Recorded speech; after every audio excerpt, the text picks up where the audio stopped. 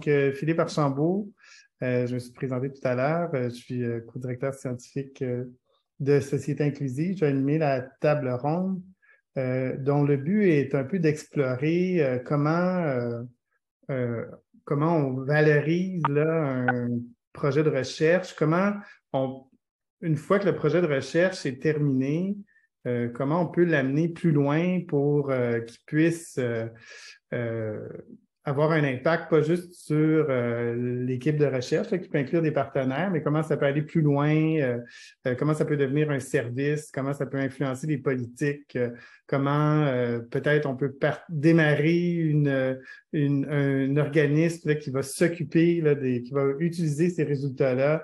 Donc, comment ça peut influencer le plus de monde possible, là. Ça se fait en technologie beaucoup où les gens spontanément vont développer des nouveaux outils technologiques dans les universités, puis vont partir une entreprise basée sur un produit. Mais dans les domaines sociaux, santé, ça se fait beaucoup moins. Mais les outils sont là, puis on veut explorer là, tout ça aujourd'hui avec vous. Alors, j'ai autour de la table, on a Chantal Desmarais, Mario Légaré, Lynn Gosselin, Coriel Boffy et Hugo Steben. Je vais vous laisser en tout cas, je vais vous laisser vous présenter là, la première fois que vous intervenez. Oh, je vois qu'il y a une main levée, Marie-Lise. Ah, je pense que... Excusez, il faut que je réactive mon son avec le téléphone, sur un peu long. Non, j'ai levé ma main un petit peu trop vite, mais j'aurais quelques pistes à vous suggérer effectivement concernant la diffusion de projets de recherche de façon à ce que ce soit vraiment vu et entendu par le plus de monde possible. Fait que je vais baisser ma main, mais je reviendrai plus tard. Parfait. Ben, n'hésitez pas. Là, on va voir la façon dont on va fonctionner. On va avoir des questions là, aux membres de la table ronde, puis ensuite, on va laisser du temps pour des questions de tous. Alors, je commencerai avec Chantal Desmarais. Est-ce que tu pourrais là, nous parler de conditions là, ou des étapes qui ont permis une transition d'un projet de recherche vers euh, autre chose, disons, ou vers une plus grande utilisation là, des résultats? Merci Philippe et puis merci à Société inclusive aussi pour l'invitation aujourd'hui. Est-ce que vous m'entendez bien? Oui, tout à fait. Oui, ça va bien. Alors, Chantal Desmarais, professeure à l'Université Laval, chercheuse au CIRIS. J'utilise le pronom elle et aujourd'hui, vous allez me reconnaître avec un chandail, je ne sais pas trop quelle couleur, une couleur un peu indéterminée, rose-brun et un casque d'écoute noir sur la tête. Donc, je suis orthophoniste de formation et je travaille depuis plusieurs années en recherche auprès d'enfants qui ont un trouble développemental du langage et des personnes qui les accompagnent, qui les soutiennent dans leur développement. Donc, je suis vraiment inscrite, disons, mes projets s'inscrivent dans une thématique très, très développementale. Comment on favorise le développement des enfants, le développement de la communication de tous les enfants, incluant ceux qui peuvent avoir diverses incapacités et faire face à diverses situations de handicap.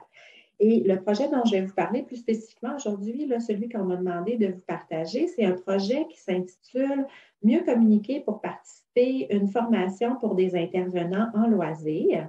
Et je mets dans le clavardage, dans la discussion, le titre du projet ainsi que le lien vers le site web qui a été créé à la fin du projet.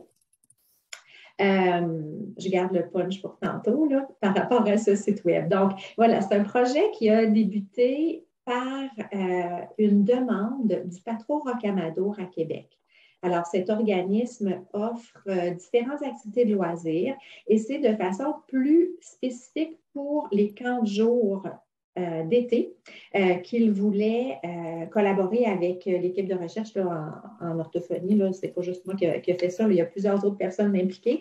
Donc, pour essayer de trouver des façons de soutenir les moniteurs de camps de jour dans ces camps de jour pour intégrer le mieux possible des enfants qui avaient des difficultés de communication. Alors, des difficultés de communication qui pouvaient être un trouble développemental du langage, qui pouvait être associé à un trouble du spectre de l'autisme, qui pouvait être associé au fait que certains enfants sont allophones, donc le français n'étant pas leur langue maternelle. Ça pose aussi des défis de communication pour l'intégration en camp de jour. Donc, leur demande au Patro Rocamadour, c'était de trouver un outil, une façon de les aider à soutenir ces jeunes-là, parce que, là, je parle des jeunes moniteurs, parce que la majorité de ces moniteurs en camp de jour, ceux d'entre vous qui ont des enfants le savez, bien, ce sont de jeunes étudiants, parfois âgés de 14-15 ans quand ils sont assistants moniteurs, et puis vers l'âge de 16 ans, ils deviennent moniteurs à part entière. Donc, des jeunes souvent qui terminent le secondaire, qui sont au cégep, parfois quelques-uns à l'université, qui n'ont pas nécessairement de connaissances sur ce qu'est la communication et surtout sur comment on la soutient le mieux possible auprès de personnes qui vivent des difficultés de communication, que ce soit parce que leur parole n'est pas claire lorsqu'ils veulent produire des sons, que ce soit parce qu'ils ont des manques du mot ou qu'ils ne sont pas capables de produire des phrases ou qu'ils ont besoin d'un appareil de suppléance à la communication. Donc, il y a vraiment une variété de problématiques possibles. Et comment, donc, on peut faire pour soutenir ces jeunes-là? Et avec eux, avec le Patro Rocamadour, ils avaient déjà en tête une idée. Ils voulaient déjà qu'on crée une formation pour ces moniteurs-là. Alors, il faut savoir que pour les moniteurs de camp de jour, il y a déjà une formation de base qui est offerte au Québec. Il y a très peu d'informations qui est donnée à ces moniteurs, par contre, en lien avec justement la communication et comment des enfants qui ont des difficultés de communication peuvent être soutenus pour s'intégrer dans un groupe. C'est vraiment là-dessus qu'on s'est concentré avec des étudiantes qui ont fait un stage grâce à des subventions qui provenaient du Fonds de soutien à l'innovation sociale de l'Université Laval dans un premier temps, puis le deuxième été de MITAX. Donc, c'est les étudiantes qui s'appellent Eliane Morissette et Jessica Sylvain qui ont travaillé très, très fort à élaborer tout ce matériel-là, qui ont piloté la première année une formation aux intervenants. Puis la deuxième année, ils l'ont bonifié à la lumière des commentaires qu'on avait eus à l'été 1. Et ils ont aussi fait une expérimentation de coaching auprès de ces moniteurs de camp de jour. Et bien sûr, ça rejoint un assez grand nombre de moniteurs, mais ce qu'on sait aussi, c'est que ces jeunes-là vont rester 2 ans en emploi, 3 ans peut-être au maximum, mais qui ont besoin de faire en sorte que ces informations que les étudiantes avaient créées puissent demeurer disponibles. Et on avait comme partenaire aussi dans ce projet-là la Clinique d'orthophonie sociale de Québec qui, dans sa contribution, donc, a travaillé fort avec une agence de création de site web pour créer le site mieuxcommuniquer.ca que je vous ai mis dans la discussion. Alors voilà, après, qu'est-ce qu'on fait avec ça? Bien, comment on fait pour faire vivre ces outils-là qui ont été très appréciés par le Patro Rocamadour, qui ont été aussi très appréciés par les autres organismes de loisirs de la Ville de Québec là, qui ont pu participer, dont les moniteurs ont pu participer à la formation.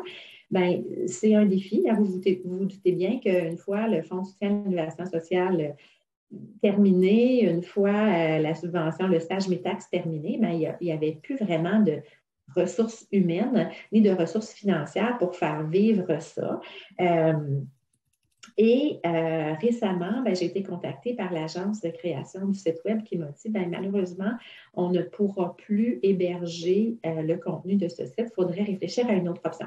On est en train de réfléchir à une autre option, mais c'est sûr que l'invitation de Société inclusive venait à point nommé par rapport au projet, à comment on peut faire du scaling up, donc continuer des projets comme ça, s'assurer que ce qui a été créé continue de vivre. On a déjà des idées, on est en train de les mettre en place avec des moyens très, très, très limités, je vous dirais, mais certainement, un des messages pour moi qui est, je pense, le plus important dans tout ça, la leçon que j'ai apprise, la leçon d'humilité que j'ai tirée de cette expérience-là, c'est vraiment l'importance de planifier à l'avance. Donc, l'importance d'avoir déjà prévu ce qui s'en vient à grande échelle. Fait que je dirais que pour moi, ça, c'est le message le plus important, de planifier, planifier, planifier, un peu comme location, location, location en achat d'immobilier. Fait que voilà, ça fait le tour de la description de ce projet. Est-ce que ça répond, Philippe?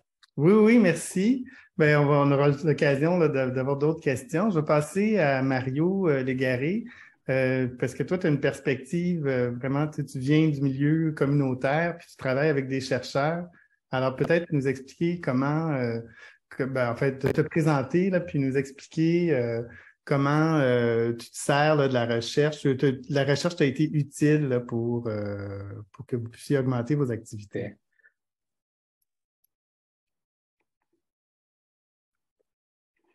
Oui, parfait. Merci Philippe. Est-ce que vous m'entendez bien, moi? Oui, tu coupes un peu par Ouais. contre. Allô? Oui. Tu coupes un petit peu. Je vais retirer la vidéo, ça va me permettre, là. Ouais, parfait. Oui. Donc, bonjour, Mario Légaré, je suis directeur général d'Adaptavie à Québec et de Biomax à Montréal, dans le centre Lucie Bruno, depuis maintenant un an et quelques mois. Donc, rapidement, Adaptavie est né issu, dans le fond, des usagers de l'IRDPQ, François Charon à l'époque, qui souhaitaient, après leur réadaptation, poursuivre leurs activités physiques pour maintenir leur autonomie, leur participation sociale. Bon, la direction les a aidés là-dedans avec une congrégation religieuse. 42 ans plus tard, ben, c'est plusieurs milliers de personnes qui vivent avec des limitations qui profitent des services d'Adaptavie. Puis Biomax s'est inspiré un peu de ce qu'Adaptavie avait fait à Québec pour développer ses services sur Montréal. Moi, je suis intervenu depuis 2 ans pour aider Biomax en fait à prendre de l'échelle, à pouvoir en faire plus. Il y avait certains défis internes. Et d'où le lien avec la recherche. Et il y a 7-8 ans, on a commencé à faire quelques projets de recherche, d'un projet à 2, à 5, à 10. Puis maintenant, on en a fait au moins une trentaine, de plus petits à plus grands. Dans la question qui m'avait été adressée, c'est quels sont les ingrédients? En fait, moi, ce que je dis toujours, puis je dis à mes équipes, il faut que ce soit utile. Il faut que ce soit vraiment basé sur les besoins des usagers.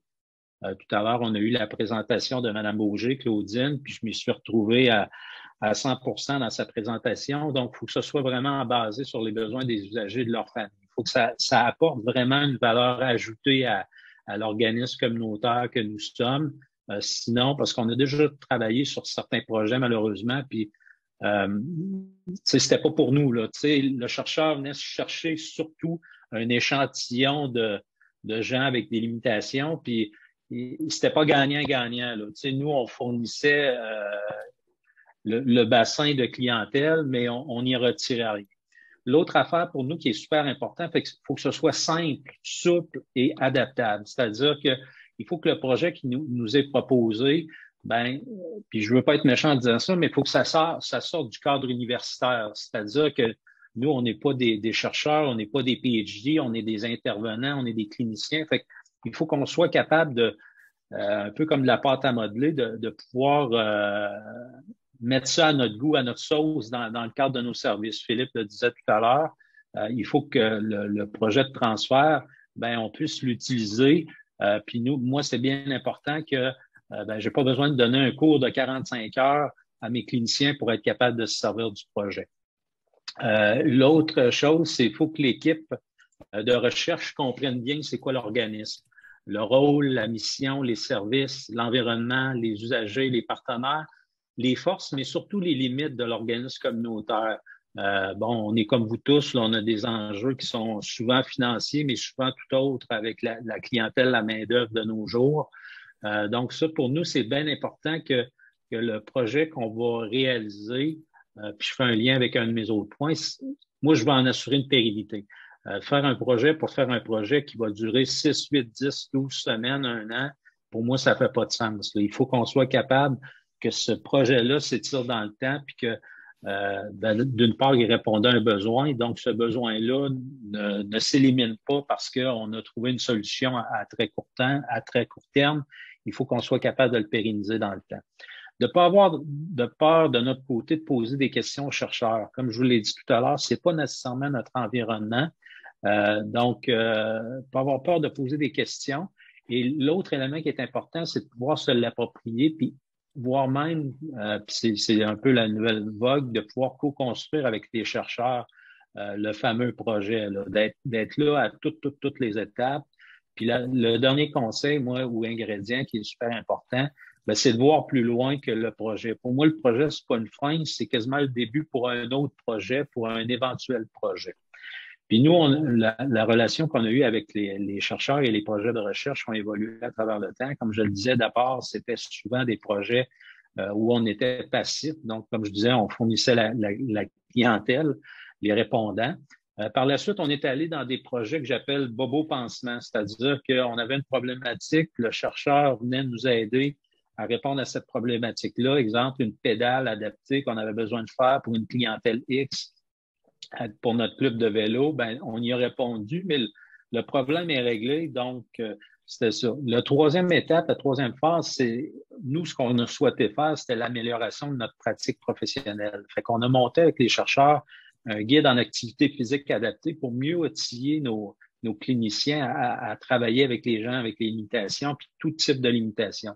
Et la quatrième phase, celle qui me fait le plus triper, c'est-à-dire que maintenant, on est plus dans travailler, avoir un impact positif sur notre environnement collectif. Donc là, ça sort d'Adaptavie, de ses usagers, de ces petits problèmes de quotidien, mais là, on veut travailler sur plus macro, dans le fond, avec la recherche, puis essayer d'influencer la façon dont la post-réadaptation va se faire pour les 20 prochaines années. Ça ne veut pas dire qu'on ne viendra pas à faire des projets où on va être seulement passif ou d'autres projets où on va bobo pansement, mais l'idée, c'est de travailler sur plus large, puis de travailler à améliorer vraiment tout ce qu'on fait ensemble, c'est-à-dire la recherche, le réseau de la santé et le milieu communautaire avec les partenaires financiers. Donc voilà, pour moi, c'est les ingrédients essentiels qui font en sorte que les projets sont gages de succès. D'accord, merci beaucoup. Je passerai maintenant à Lynn Gosselin de l'Université Laval. Donc, vous êtes conseillère en valorisation et transfert technologique. Peut-être nous expliquer un peu votre rôle, puis comment qu'est-ce que les équipes peuvent faire ou qu'est-ce que vous pouvez faire pour aider les équipes là, à effectuer une transition là, pour que les projets de recherche puissent servir là, le plus possible. Donc, bonjour tout le monde. Ça me fait plaisir d'être avec vous. J'apprécie l'invitation. Donc, oui, je suis conseillère en valorisation de la recherche à l'Université Laval. Mon rôle, c'est donc d'accompagner les chercheurs et les équipes de chercheurs. Il y a des étudiants, il y a des professionnels de recherche aussi qui sont impliqués. Donc, accompagner ces équipes-là pour faciliter le transfert des résultats de façon à ce qu'il y ait un impact social plus important là, ou autre, je dirais, que la publication scientifique. Je suis issue du monde des partenariats technologiques, donc où effectivement, très tôt, les chercheurs travaillent en partenariat dans un objectif ciblé de développement d'une technologie. Là, je travaille plus dans le contexte d'innovation sociale avec les équipes de tout domaine social, là, tout domaine qui peut avoir un impact sociétal. On comprend qu'il peut y avoir même du développement technologique. Donc, j'accompagne dans ces situations-là depuis 5-6 ans, je dirais, où l'université a une préoccupation plus importante pour l'innovation sociale. Quels sont les éléments donc importants, puis comment va se réaliser mon accompagnement auprès des chercheurs? Ce qu'on se rend compte au fil du temps, il y a quelques années, il y avait très peu de financement pour les innovations sociales qui se réalisent sur souvent une période d'interaction et de temps beaucoup plus longue qu'un développement technologique, ce qui cause beaucoup d'inconvénients à nos chercheurs universitaires qui, eux, pour faire de la recherche, ont besoin de financement qui provient d'organismes externes suite à des demandes de subventions. Au niveau innovation sociale, il y a de plus en plus de financement pour ce type de projet-là. Donc, c'est beaucoup là où on intervient avec nos chercheurs, leur faire part des nouvelles opportunités pour du financement de projets en innovation sociale. Toutefois, nos chercheurs sont habitués à faire du développement de connaissances, comme disait bien M. Légaré, donc à faire du push, aller chercher des gens, des participants à leur projet. Donc, on est en train d'accompagner les chercheurs pour faire revirer cette situation-là. Je pense que comme Mme Desmarest l'a bien démontré tantôt aussi, l'important, c'est de travailler, je pense, sur un besoin exprimé par le milieu et d'identifier très tôt, donc avec ce milieu-là, une stratégie de co-développement de connaissances ou d'une solution, donc participer à l'émergence d'une intention de solution pour faire en sorte qu'en équipe, donc les milieux, avec le regroupement de compétences variées, les compétences universitaires, soient associées très tôt aux compétences des gens du milieu pour faire en sorte de préciser très tôt un plan de développement et surtout, comme on dit, pour l'amener à l'échelle, une stratégie de valorisation. Il y a quelques premières années qui vont servir à co-développer une solution. Par la suite, il faut l'amener dans le milieu, il faut qu'elle soit adaptée aux gens du milieu. Il faut donc que ces gens-là soient très tôt inclus dans le projet. Souvent, nos chercheurs oublient effectivement d'inclure toute la diversité des compétences essentiel pour la réalisation d'un projet de ce genre-là. De plus en plus, ou même au fil du temps, là, on se rend compte qu'il y a l'obligation d'intervenants qui sont autres que des intervenants du milieu bénéficiaire ou offreurs des services. Ça peut être des organismes qui accompagnent à la valorisation, comme Humanovis, CETREC, Axelis. C'est des organismes qui sont oubliés, qu'on fait valoir à nos équipes de recherche. Ils ont une expertise que nos chercheurs n'ont pas, que le milieu preneur n'a pas nécessairement. Et l'autre élément là, dans cette stratégie de valorisation-là à définir très tôt, c'est d'impliquer très tôt, d'identifier très tôt qui seront les milieux preneurs. Est-ce que c'est juste des bénéficiaires? Qui va offrir les services, les outils qui auront été développés? Trop souvent, on oublie cet aspect-là et il y a le développement d'une solution pour laquelle il n'y a pas un milieu preneur qui a la capacité, je dirais, d'exploiter. Là, des fois, nos chercheurs ont peur de ce mot-là, mais oui, il faut exploiter dans certains cas les outils qui ont été développés. Qui va le faire? Comment? Il faut avoir ce souci-là très tôt dans la définition de notre stratégie de valorisation. Donc, un premier élément important. Le deuxième, sûrement, l'engagement et l'intérêt de toutes les parties prenantes.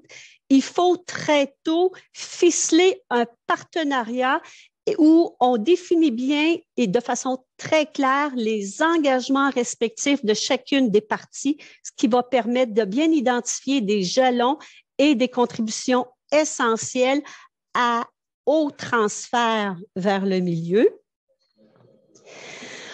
Enfin, je dirais, moi, un des soucis que j'ai, c'est de s'assurer au moment opportun de mettre en place des ententes qui vont bien encadrer les contributions de chacun, ce qui va permettre d'avoir un échange entre chacune des parties, un échange où chacun aura l'opportunité d'exprimer leurs intérêts, leurs attentes et les obligations attendues pour les réalisations. Donc, on parle d'entente de partenariat de recherche, on parle d'entente de confidentialité parfois pour assurer que l'information confidentielle d'une partie soit restreinte à certaines des parties prenantes. Entente aussi sur la gestion de droits de chacun. Souvent, il y a des auteurs qui vont contribuer au développement des outils. Il faut s'assurer que leurs droits d'auteur est respecté tout au long du processus et que ça peut impliquer même l'adaptation de premières versions développées par un groupe d'auteurs par d'autres auteurs. Donc, s'assurer toute la chaîne de titres de droit. Donc, c'est aussi un élément important qui est parfois oublié dans les partenariats. Puis enfin, je pense qu'il y a le plan de financement. Il faut très tôt voir à quel organisme nos chercheurs, éventuellement, pourront cogner, à quelle porte on devra cogner pour obtenir le financement. On verra un petit peu plus tard, là, puis Mme Desmarest en a parlé. Les universités, il y a différents organismes qui commencent à mettre en place des petits financements pour favoriser ce type de partenariat-là à l'étape de réseautage, donc des différents partenaires pour assurer des bonnes contributions de chacun. C'est un peu cela que je voulais vous dire ce matin. Merci beaucoup. Lynn, vous avez nommé Axelis. Justement, je pense que ce sera notre prochain intervenant, là, Coriel Boffy. Puis c'est un peu la même question. Peut-être vous présenter, expliquer rapidement Axelis, puis comment vous accompagnez là, des équipes de recherche là, pour une transition. Merci Philippe. Moi, je suis Coriel Boffy, je suis directeur principal en société et culture chez Axelis. Aujourd'hui, pour avoir une représentation imagée, je suis dans mon bureau en train de prendre cette téléconférence et je corresponds à la description que Claudine faisait des monsieur à cravate, mais j'ai pas de cravate aujourd'hui, donc je peux pas ça. Et donc, Axelis, on est vraiment une organisation qui a été mise sur pied, une organisation à but non lucratif qui a été mise sur pied par le gouvernement du Québec pour accompagner les chercheurs à utiliser leurs résultats de recherche pour la société. Donc, c'est vraiment augmenter la valeur associée aux résultats de recherche qui a été financé par le public. Historiquement, ça voulait dire valoriser de manière économique des résultats de recherche, surtout des résultats de recherche technologique. Mais comme Lynn le mentionnait, la définition a beaucoup changé et maintenant, il y a vraiment une valorisation au sens large des résultats de recherche financés par le public. Donc, c'est vraiment, chez Axelis, ce qu'on essaie de faire, c'est accompagner les chercheurs à déployer la valeur sociale, la valeur environnementale, culturelle, économique associée à leurs résultats de recherche. Donc, ça, c'est vraiment notre clientèle, c'est le chercheur qui voudrait avoir un impact qui va au-delà de l'impact académique traditionnel. Donc, vraiment avoir un impact positif pour la société. Et de quelle manière on fait ça? On essaie d'accompagner le chercheur à bien identifier où repose la valeur de son innovation. On essaie de la qualifier, de la quantifier. Et ensuite, on essaie vraiment de l'accompagner à l'exploiter. Donc, j'entendais beaucoup de transferts de connaissances aujourd'hui. Il y a même Mme Baudouin, la conférence précédente, qui disait « C'est bien beau la recherche, on fait des beaux projets de recherche avec qu'est-ce qui est utilisé, qu'est-ce qui est implanté. » Nous, c'est là qu'on essaie de commencer. On essaie de voir comment on pourrait opérationnaliser ces résultats de recherche-là. Et des fois, la discussion sur l'opérationnalisation future commence dès le départ de la création ou de la co-création du projet de recherche. Donc, ce que Lynn mentionnait plus tôt, là, de dire comment on fait pour mettre les bonnes personnes autour de la table pour co-créer dans une optique d'implantation future. Qu'est-ce que ça veut dire accompagner? Trouver les bons financements. Présentement, il n'y a pas de grande enveloppe gouvernementale pour accompagner l'innovation de processus, là, comme le mentionnait Claudine Auger. Cet aspect incrémental, faire des relations avec des partenaires. Est-ce que le produit ou le service correspond à ce que le milieu veut faire? Est-ce qu'on peut libérer des ressources du milieu preneur pour pouvoir travailler à cette implantation future-là? Il n'existe pas de grande enveloppe qu'on peut aller accéder. C'est plutôt des partenaires financiers, des petites enveloppes un petit peu morcelées ici et là. Il faut bien les connaître. Axelis vous accompagne dans l'identification de ces financements-là. Et aussi à comprendre le modèle général de valorisation. Est-ce que c'est une start-up qu'on fait? Est-ce qu'on crée une OBNL? Est-ce qu'on utilise un partenaire qui est bien placé pour diffuser l'initiative? Quel genre d'itération on fait avec ce partenaire-là? Donc, nous, ce qu'on fait, c'est qu'on évalue si ça vaut la peine d'aller de l'avant pour la valeur. Est-ce que ça vaut la peine, ça pourrait dire sauver des vies, améliorer la qualité de vie, avoir un impact économique, améliorer l'environnement. Encore une fois, c'est pas juste une valorisation économique. Et ensuite, on fait un plan en mode maturation de l'innovation. Donc, je voulais pas trop prendre de temps pour laisser de la place à mes collègues, mais ça me fera plaisir d'en parler ensuite lors de la période de questions.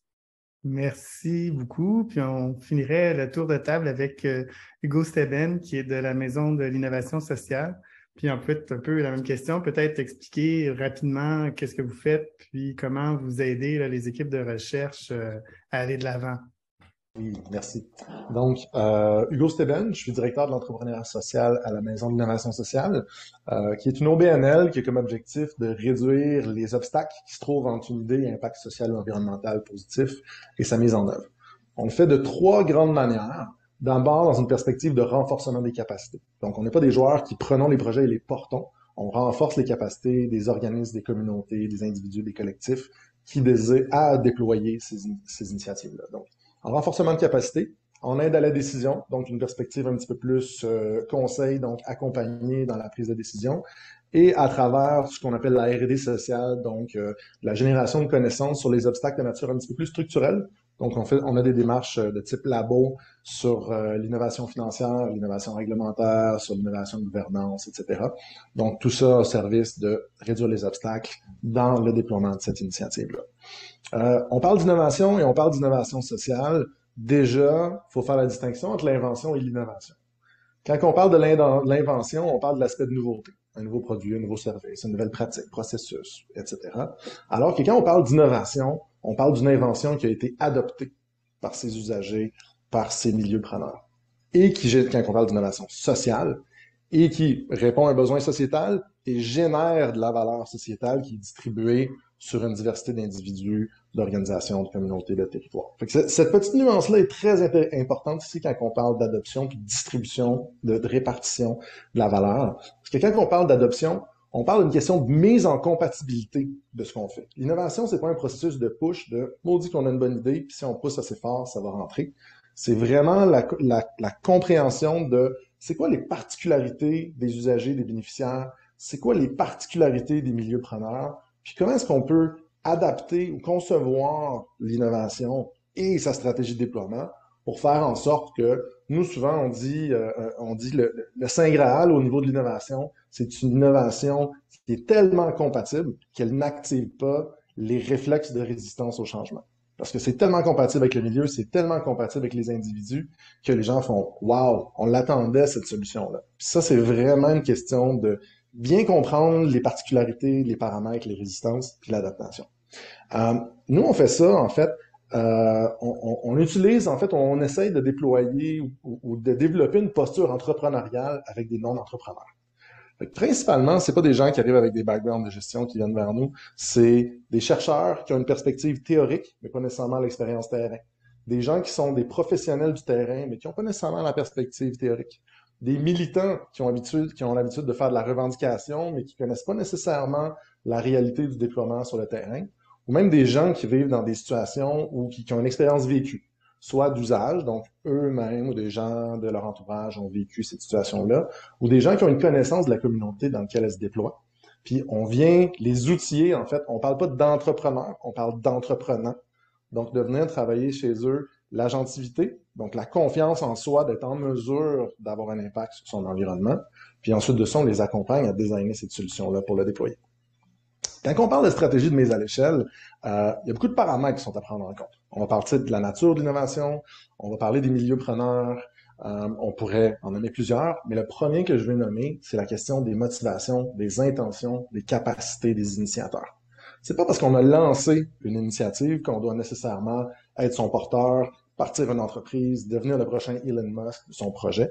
Vraiment être sûr qu'on comprend bien les intentions, les motivations, les capacités, puis de faire en sorte qu'on design une stratégie sur mesure pour ça. Donc, ensuite de ça, on accompagne justement dans toute cette question de stratégie sur mesure. On s'assure aussi, je fais un petit point avec ce que Lynn a mentionné, de connecter les acteurs avec les autres possédeurs des autres savoirs. Je vais donner un exemple de recherche. On travaille avec des agronomes qui travaillaient sur la science des semences et qui se sont dit, ça y est, on a une innovation super intéressante.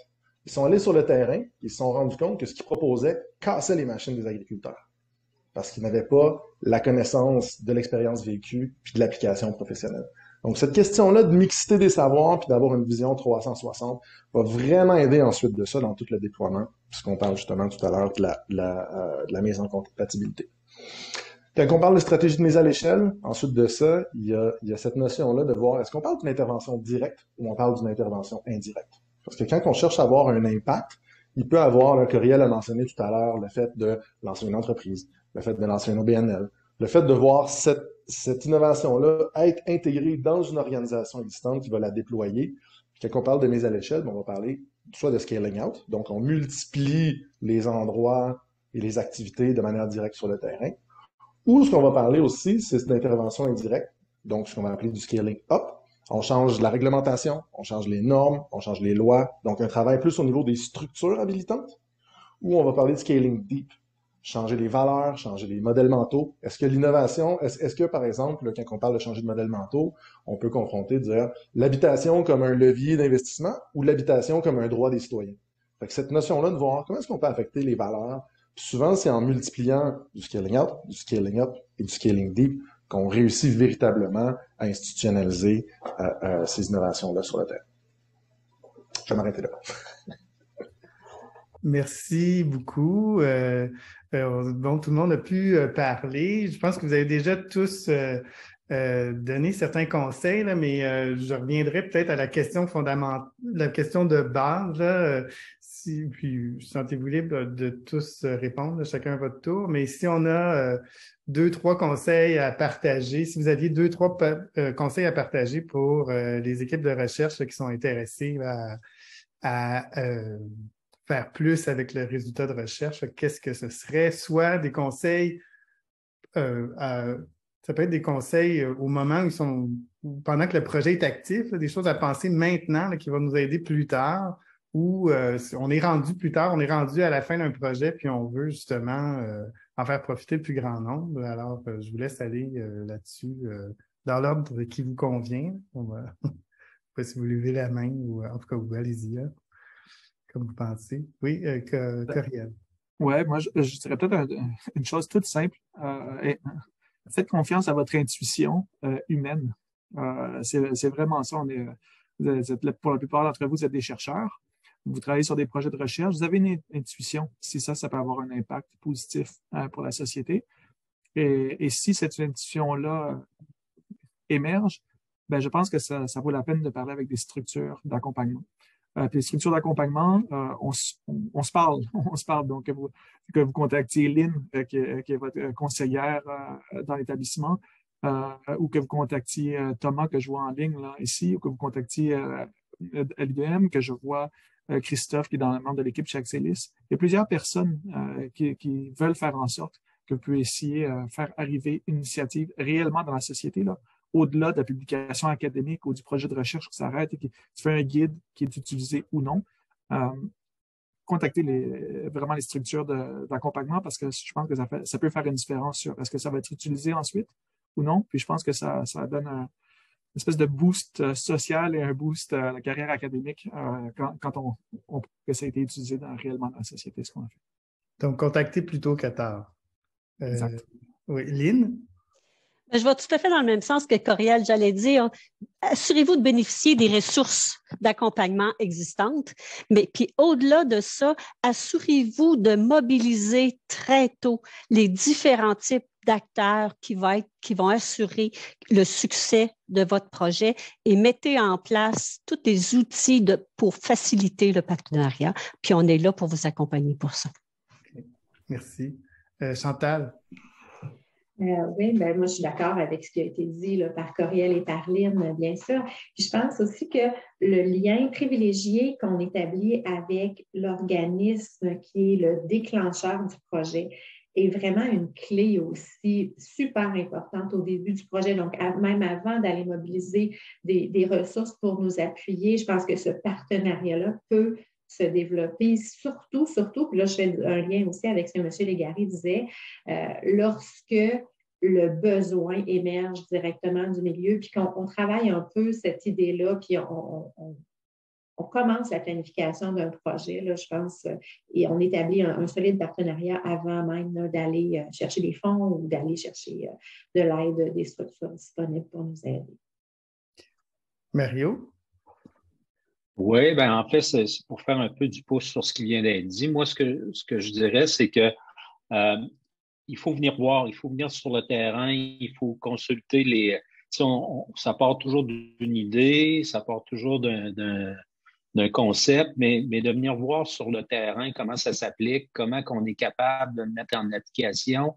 On avait identifié un besoin au départ, mais est-ce que le besoin, bon, je ne sais pas si c'est Mme Auger ou qui a dit ça tantôt, c'est un peu comme malheureusement, on va citer la pandémie, on construit l'avion en plein vol. Fait que d'être capable, au fur et à mesure, de réévaluer le tir, d'être capable, on pensait que ça allait servir à ABC, mais finalement, il y a une application qui est plus grande où il faut remoduler un petit peu le travail qu'on est en train de faire. Fait que moi, je regarde ça de l'autre côté de la lorgnette, puis de dire, n'oubliez pas de nous consulter en cours de route, là, parce que c'est nous autres qui le met en application au day-to-day. Fait que voilà, c'est un peu le conseil que j'ai à donner sur ça. Okay.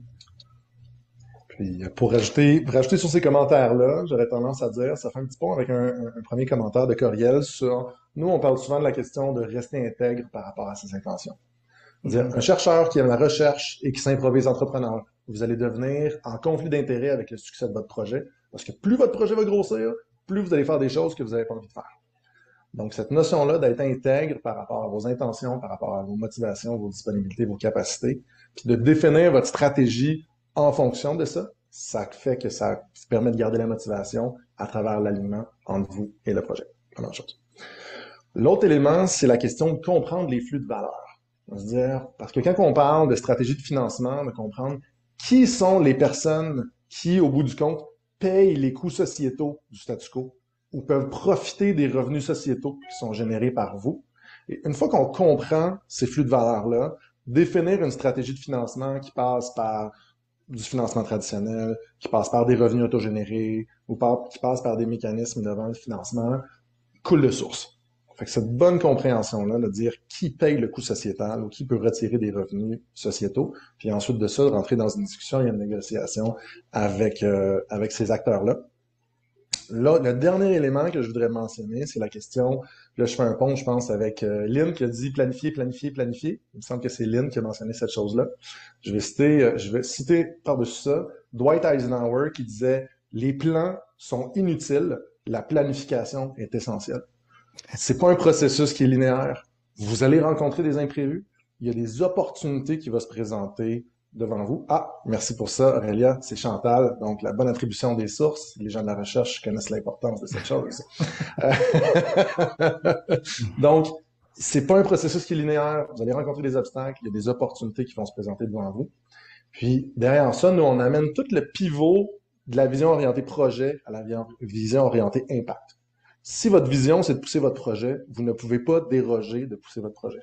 Si votre vision, c'est l'impact que vous cherchez à générer, ça vous donne beaucoup plus d'agilité et de flexibilité pour voir comment, en cours de route, on est en mesure de s'adapter puis de faire preuve d'agilité quand on va rencontrer ces obstacles-là. Car, je vous promets, obstacles, il y aura. C'est la manière de faire en sorte qu'on est capable de se rendre au fil d'arrivée. La planification, l'agilité, l'intégrité. Merci. J'aimerais vous inviter là, à poser des questions aux membres de notre panel. Là, si vous pouvez lever la main ou l'écrire dans la fenêtre de conversation. Il nous reste une quinzaine de minutes avant la fin. Claudine.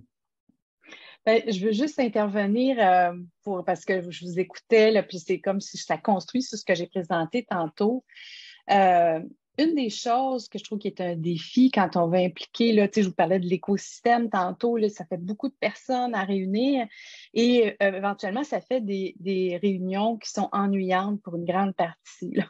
Alors là, c'est aussi de trouver la façon d'interpeller les gens et de les impliquer au niveau qui leur convient, puis de redéfinir ça aussi en cours de projet. Donc, tu sais, quand on parlait, Marjorie disait, ben, il ne faut pas utiliser les gens, là, puis utiliser le tokenism lorsqu'on les met sur un comité ou dans un groupe.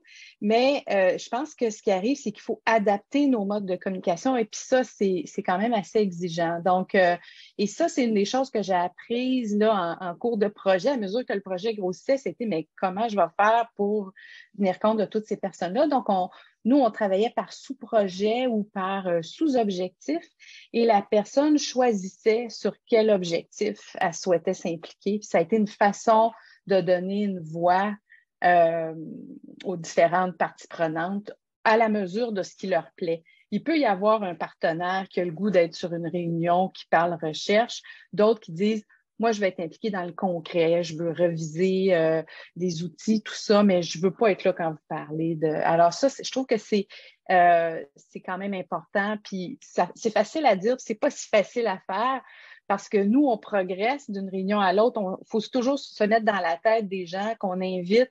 OK, on était rendu où la dernière fois qu'on les a vus, ceux-là? Puis il y a comme tout un travail de communication quand même. Et c'est là que le CFRIO nous aidait beaucoup par leur accompagnement de garder cette trace-là puis d'être sûr qu'on n'oubliait personne. Donc, votre message là, de se faire accompagner, moi, je donne un renforcement. Pour moi, ça a été vraiment très important. OK. Hugo et ensuite Chantal, vous vouliez réagir? Je ferai un petit ajout autour de ça en disant, faites attention de ne pas impliquer trop de monde trop vite et de fonctionner par des décisions, par consentement d'un énorme écosystème de partenaires. Gérer des partenaires, ça prend du temps, ça prend des efforts, c'est difficile. Donc, il y a toujours cette réflexion-là à savoir, est-ce qu'on invite des gens, est-ce qu'on invite des partenaires avec valeur ajoutée autour de la table? Si vous posez la question de dire, ouais, lui, on l'invite parce qu'on devrait l'inviter, parce que, un peu en perspective politique, il faut toujours faire attention dans les débuts d'initiative autour de ça. Donc, de comprendre un peu la composition du groupe en termes de diversité des expertises, diversité des perspectives, et diversité aussi souvent au niveau des variables sociodémographiques, mais aussi s'assurer qu'au niveau des organismes qui sont, aux individus qui sont invités, on parle de gens qui sont intéressés, on parle de gens qui sont intéressants, on parle de gens qui sont investis et qui ont potentiellement un rôle dans l'émergence ou le déploiement de la solution. Donc, nous, c'est souvent des petits filtres qu'on se donne pour s'assurer qu'on n'arrive pas par la décision par consensus. Ça fait un processus qui est très lourd. Puis souvent, ça fait des décisions qui ne challengent pas le statu quo de l'ensemble des acteurs et souvent des innovations dont la lame est émoussée, si on veut. Donc, toujours faire attention à cette perspective-là d'écosystème. C'est essentiel, mais il faut le faire dans une perspective stratégique. OK. Merci. Chantal? Oui, bien en fait, je vais un petit peu dans le même sens que le commentaire qu'Hugo vient de faire. C'est-à-dire que là, je vous ai parlé d'un projet qu'on a fait il y a 4 ou 5 ans. Depuis, j'ai fait d'autres projets de nature similaire. Et plus récemment, dans un projet qu'on vient de démarrer là, par le biais d'un fonds des services aux collectivités du ministère de l'Éducation, ce qu'on a décidé d'essayer, c'est une formule qui, je pense, correspond un peu à ce qu'Hugo vient de décrire, mais concrètement, ce qu'on a fait, c'est qu'on a décidé d'avoir un comité restreint, un comité de travail restreint et un comité élargi. Donc, le comité restreint, c'est toujours les mêmes personnes, puis le comité élargi invite différents partenaires en fonction des thématiques discutées lors des réunions du comité élargi, justement. Si on a besoin de rétroaction des usagers sur un outil qu'on est en train d'élaborer, bien, c'est eux qu'on va inviter à cette rencontre de comité élargi-là. Si on a besoin de savoir ce que les directions des écoles secondaires veulent comme projet, comme résultat, qu'est-ce qu'ils sont prêts à soutenir comme ressources humaines dans leurs écoles, bien, c'est eux qu'on va inviter à cette réunion, ce comité élargi-là. Fait que nous, c'est une façon très, très, je dirais, stratégique, mais aussi dans un souci d'efficience et de fonctionnalité, là, une solution qu'on essaye dans ce projet-là. Puis, en tout cas, ça semble démarrer assez bien pour le moment. Merci. Je passerai à Élie. Oui, en fait, c'était par rapport à cet aspect de mobiliser toute l'aide qu'on pu recevoir, puis tous les partenaires, mais en même temps, de pouvoir les gérer, puis pouvoir se contenir. Donc, c'est quoi les trucs et les astuces, justement, pour pouvoir mobiliser tous les partenaires, puis toute l'aide qu'on pu recevoir, mais en même temps, de ne pas crever dans le chemin parce que c'est qu'on gère ça en bourse, mais après ça, la bourse me demande de faire des présentations au Canada, en Amérique latine, mais après ça, il y a des choses qui découlent.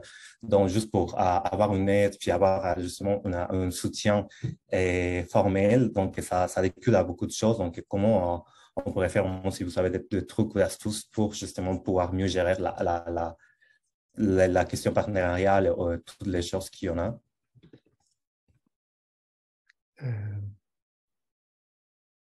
Je peux peut-être suggérer une amorce de réponse à ça. Et je pense que ça répond aussi un peu à la question précédente. Je pense qu'il faut vraiment avoir une vision assez claire. Quand on parle de planification, là, avoir une vision assez claire où repose la valeur d'une initiative pour pouvoir informer ça. Qui sont les bons partenaires? Donc, réduire le nombre de partenaires, ça doit se faire en fonction, j'imagine, je pense, de l'endroit d'impact qu'on veut avoir. Et donc, comme ça aide cette décision-là. Et en tant que chercheur, on n'est pas nécessairement outillé de faire de la mobilisation de parties prenantes. Ce qu'on fait bien habituellement, c'est de la recherche. On implique des parties prenantes souvent au stade de la demande de subvention, du dépôt d'un projet de recherche. Mais après, on ne sait pas comment l'accompagner. Donc, je pense que je pense à la Maison d'innovation sociale, à Excelis, au CETREC, aux autres OLTIS, les organisations de liaison de transfert en innovation sociale, qui sont, je dirais, des experts dans cette mobilisation-là. Je sais que chez nous, on a pris des personnes qui accompagnent, qui ont cette formation en gestion de parties prenantes, en design thinking, en gestion du changement pour vous accompagner à le faire. Donc, je pense que ça, c'est une des manières assez pratico-pratiques de gérer ces parties prenantes-là sans que vous ayez à devenir des experts de la gestion de parties prenantes, forcément. Mm-hmm. Mais si je peux réagir quand même, c'est ça, Société inclusive, on fait la promotion vraiment des approches participatives en recherche, là, où on essaie en fait, c'est vraiment dans notre mission que les équipes de recherche comprennent des chercheurs universitaires et des chercheurs et des non-chercheurs qui peuvent être des personnes avec des incapacités, des représentants d'organismes qui font partie de l'équipe de recherche. Donc ça, pour nous, c'est une façon aussi de s'assurer là, que, vu que les partenaires sont déjà présents, qu'il y a déjà des gens qu'il y a déjà une partie prenante là, qui est intéressée ou interpellée là, par les projets de recherche. Mais même là, ce que je vois dans beaucoup de nos projets sont comme au début. Là, on crée des connaissances, puis à la fin, c'est pas nécessairement dans un format là, qui va être utile tout de suite pour le partenaire. Aussi, ça peut l'être, mais est-ce qu'on peut en faire bénéficier à ce moment-là d'autres personnes ailleurs dans la société? Comment on a quand même cette problématique-là. Là. Alors, oui, OK, d'accord, le partenaire a sa solution, mais il peut y avoir d'autres mondes ailleurs qui pourraient bénéficier aussi là, des mêmes résultats. Puis comment on change d'échelle, là, ça peut rester une difficulté. Fait que, je ne sais pas si Hugo, tu voulais répondre à ça. C'est dans la même perspective, puis en réponse à la question d'Élie, déjà, il y a la question de l'alignement des intérêts avec les partenaires à voir. Nous, on a un petit modèle qu'on a développé sur le coin de la table, de se dire, il y a des objectifs, en fait, qui sont similaires, complémentaires, en tension ou paradoxaux. Similaire, c'est on veut la même chose pour la même raison, on est en alignement parfait dans la direction qu'on va. Complémentaire, c'est on s'en va dans la même direction pour des objectifs différents, mais c'est correct parce que ça nous sert chacun de notre côté, puis on s'en va dans la même direction. Des objectifs en tension, c'est on veut pas exactement la même chose, mais on est assez aligné pour que je réussisse à avoir 85% de ce que je voudrais au niveau de mes objectifs. Parfait, continuons ensemble. Puis des objectifs qui sont paradoxaux, qui font en sorte que je veux exactement l'inverse de toi, donc on ne sera pas en mesure de réconcilier. Fait que toute cette compréhension-là dans les partenariats, surtout quand il y a de l'argent attaché au bout, où souvent c'est très attirant au niveau de la recherche de financement, faites attention aux financements qui vous sortent de votre trajectoire. Donc, de commencer à travailler sur des choses qui ne sont pas dans la direction que vous voulez parce que rattaché au financement, ça demande de dévier de votre trajectoire. Ça peut être très risqué, ça peut être très chronophage et ça peut être très démotivant.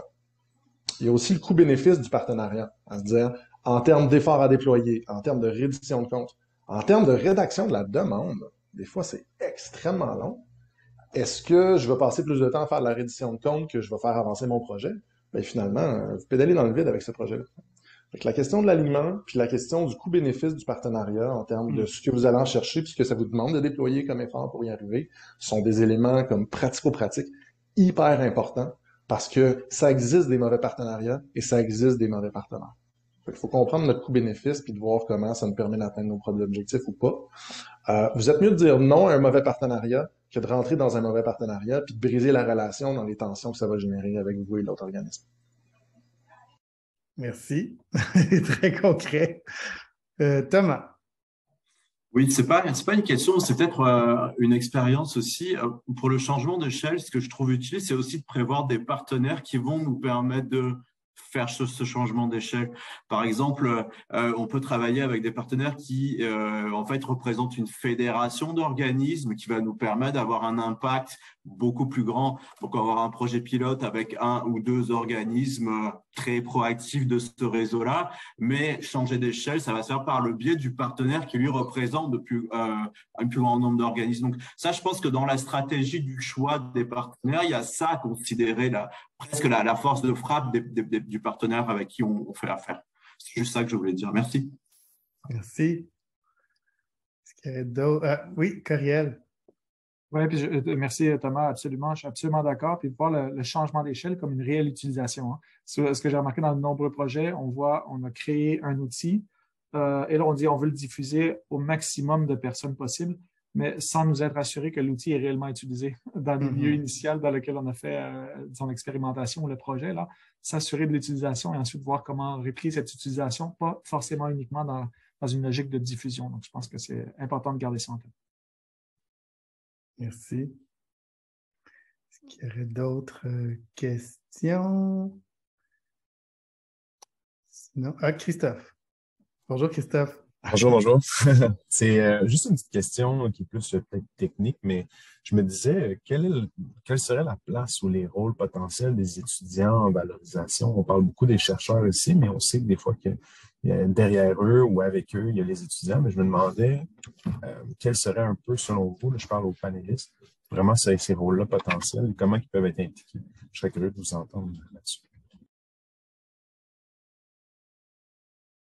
Je te laisse répondre. Je sais que Lynn l'a abordé tout à l'heure, mais... Je serais heureux de répondre à la question, mais je ne voudrais pas y aller le premier. Ça aurait l'air d'une question plantée et ce n'est pas le cas. Okay. Je peux y aller. Effectivement, quand on accompagne nos équipes de recherche, on leur fait bien prendre, en tout cas, nous autres, on a un petit fonds d'accompagnement là, pour l'initiation des partenariats et on demande à nos chercheurs d'impliquer leurs étudiants dans toutes les interactions avec les partenaires, de façon à ce que nos étudiants soient formés à ce type de recherche-là, parce que sinon, ils sont formés dans un contexte très traditionnel, souvent, où l'objectif est la publication. Donc là, les objectifs de formation peuvent être très différents dans ce contexte-là. On parle de coordination, communication, intégrité. Donc, c'est de faire en sorte que les chercheurs, les étudiants soient impliqués, pas juste au niveau de l'analyse des résultats notamment, mais vraiment au niveau de l'interaction, puis toute la planification, la structuration du projet. Et souvent, les étudiants peuvent être responsables aussi ça peut être un projet étudiant, alors ils peuvent être aussi la propriété intellectuelle leur appartient, hein, c'est à considérer, j'imagine. J'apporterais peut-être un petit complément sur les valeurs directes qu'on y voit souvent, nous, c'est un apport de capacité, donc des mains sur la job, on s'est stressé, un apport d'expertise ou un apport de perspective. Des gens qui ont un œil plus frais par rapport aux œillères que les gens qui sont dans la même trajectoire depuis longtemps vont avoir. Nous, c'est les trois principaux impacts directs qu'on va chercher à avoir de ce côté-là. Sinon, la notion de l'impact indirect, c'est la question de mettre les étudiants dans des conditions, puis d'évoluer dans un contexte en conditions réelles qui va les habiliter dans un deuxième temps lorsqu'ils vont devenir professeur, devenir chercheur, intégrer le marché du travail dans une ou l'autre des fonctions, à mobiliser ces compétences-là, faire en sorte qu'on est en train de créer un terrain fertile pour l'effet, c'est le cercle vertueux des compétences en déploiement d'innovation. Fait qu'on les voit un petit peu sur ces deux échelles-là, mais je ramènerais la question de la perspective, puis ça demande une posture très particulière de la part des gens qui encadrent les étudiants. À être ouvert à des commentaires qui peuvent sortir du cadre, qui peuvent paraître un peu naïfs, à certains points de vue, mais qui des fois sont, sans rentrer dans les détails, là, parce que le temps passe, fait d'autres mains levées, on a vu des cas de commentaires à l'origine naïfs d'étudiants qui ont changé dramatiquement la direction de projet, quand ça a ouvert des œillères qui avaient été dans le projet depuis des années. Merci. Coriel, pour une dernière intervention, je crois. En fait, Axelis a été créé pour augmenter la valeur associée aux investissements en recherche. Donc, pour nous, les étudiants, c'est une manière, si un étudiant travaille dans un domaine dans lequel il a été formé, parce que c'est pas tous les étudiants qui vont développer la filière académique là, comme plan. Donc, je pense qu'on augmente la valeur associée à la recherche. Et les étudiants, c'est aussi des agents d'implantation réels. Donc, les étudiants qui n'iront pas exploiter la filière académique, c'est peut-être les personnes qui vont piloter le projet qui a été pensé au départ par le chercheur, le professeur et l'étudiant souvent. Donc, c'est souvent des vecteurs de changement et des vecteurs d'implantation vraiment efficaces pour déployer la valeur de la recherche. Bien, merci beaucoup. Merci aux panélistes. Merci à tout le monde aussi d'être venu à notre forum annuel. Et n'hésitez pas à nous écrire, à communiquer avec nous s'il y a quoi que ce soit, si vous avez des questions, on peut vous mettre en contact avec les panélistes. etc. Là. Si vous avez des idées d'activités, on a des activités de maillage, on cherche toujours, s'il y a des thèmes là, que vous pensez qui sont importants, qui pourraient être porteurs pour les personnes avec incapacité, n'hésitez pas non plus, on peut travailler là-dessus. Est-ce que c'est le moment de la plug? Oui. Nous sommes présentement en appel à projet pour un de nos programmes qui s'appelle l'Incubateur civique à la Maison d'innovation sociale jusqu'au 30 octobre prochain. C'est un parcours qui accompagne les projets en idéation, en validation et en planification du déploiement d'un projet pilote ou d'un prototype. Et en fait, qui se déploie sur le territoire de Montréal dans un premier temps. Donc, en fonction des bailleurs de fonds et des partenaires, il y a certaines limites au programme. Je ne vais pas rentrer dans tous les détails. On a un site web qui explique très bien les choses. Je vais envoyer le lien dans le chat. Je m'assurerai aussi de faire circuler par les organisateurs de l'événement. Si jamais il y a un intérêt, vous pouvez nous contacter directement. Notre coordonnatrice est disponible par courriel, par appel, pour valider l'adéquation, puis de voir s'il y a une opportunité pour vous déposer des projets. On est à la recherche des gens qui vont nous aider à changer le monde. On espère que vous êtes ces personnes-là. Merci, Hugo. Très bonne plug. Alors, sur ça, bon dîner, bon après-midi.